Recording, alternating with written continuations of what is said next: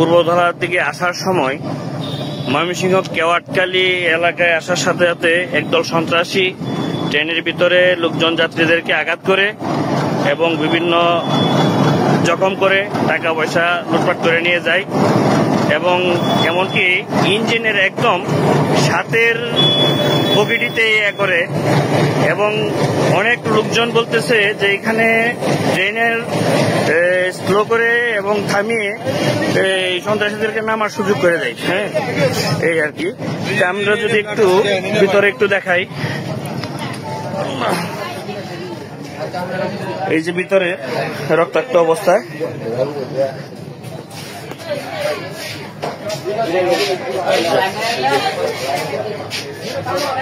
অবস্থা।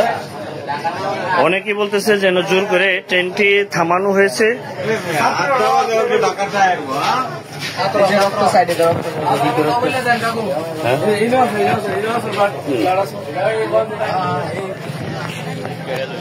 পূর্বধলা ট্রেনটি অনেকক্ষণ যাবৎ দাঁড়ানো, আধা ঘন্টার উপর এখানে অপেক্ষমান। আমরা যদি একটু যাই, স্টেশন মাস্টারের দিকে যাচ্ছি, ওই দিকে অনেক লোকজন আছে।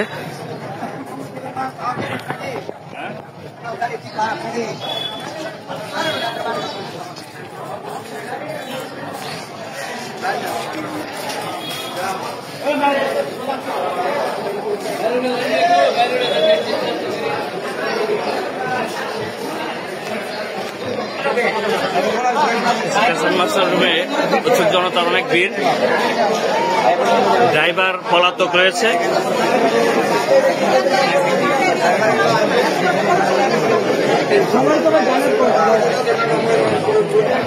আমি জারিয়ার লোকাল ট্রেনের যে পরিচালক ভাই, আপনার নামটা দিয়ে পরিচয় দেন। মোহাম্মদ আব্দুল গফুর।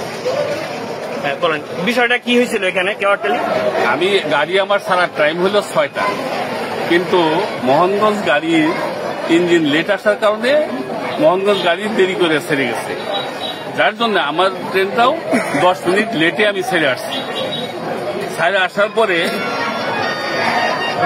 পরে এখন কেওয়াটখালী আসার পরে গাড়িটা স্লো হয়। আমি কিছু জানি না, পরবর্তী সম্ভবগঞ্জে আইসা গাড়ি দাঁড়াইছে লাইন ট্রেনের জন্য, মোহনগঞ্জ গাড়ি আগে গেছে, এই জন্য লাইন ট্রেন পায় নাই। আমি ওখানে মাস্টার অফিসে গেছি, কি ব্যাপার, কয় যে একটু দেরি হবে, মোহনগঞ্জ পৌঁছে নাই করি। পরে আমার একজনে বললো যে সামনের গাড়িতে হাইজাক হয়েছে। আমি পরে সঙ্গে সঙ্গে সামনের বগিতে গেলাম, যাই লোকজনে জিগাইলাম এবং দিয়ে একটা লোকের এক জায়গায় বোধ হয় ছুরি দিয়ে কাটা গেছে। তো সেই লোকটাকে জিজ্ঞেস করলাম, আপনার যদি এই চিকিৎসার হলে এই মুহূর্তে এখান থেকে তাহলে ময়মনসিংহ যান, ময়মনসিংহ কাছে, এখানে চিকিৎসার সুবিধাটা বেশি। আর যদি ওইদিকে সামনে আগে যান, সেখানে পূর্বধলা গেলে সেই সুযোগ সুবিধাটা অতটুকু পাবেন কিনা। তারা সিদ্ধান্ত নিল যে আমরা পূর্বধলাই যাব। এখন আমি পরবর্তীতে জানলাম যে গাড়িটা এখানে স্লো হইলো কেন।